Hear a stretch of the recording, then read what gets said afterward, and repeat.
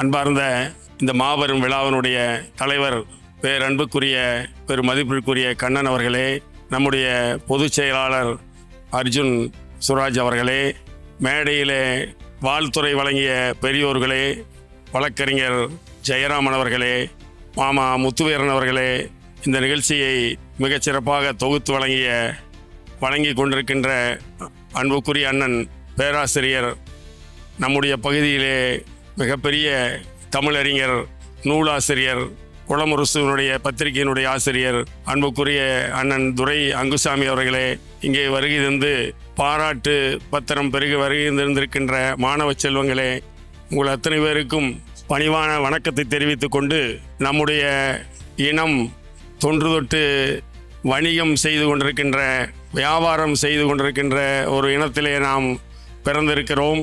உலகத்திலே இருக்கிற எல்லா விஷயங்களையும் சொல்லி இருக்கிற திருவள்ளுவர் நம்மை பற்றி என்ன சொல்லியிருக்கிறார் என்று தேடி பார்த்தபோது, நம்மை நடுநிலைமை என்கின்ற அதிகாரத்திலே வாணிபம் செய்வாருக்கு வாணிபம் பேணி பிறவும் தமபோர் செய்யின் என்று நம்மை நடுநிலைமை என்கின்ற அதிகாரத்திலே ஒரு தராசு போல நம்முடைய சமுதாயத்திலே நாம் இயங்குவோம் என்கின்ற நம்பிக்கையோடு வள்ளுவர் அவர் பெருந்தகை சொல்லியிருக்கின்றார்கள்.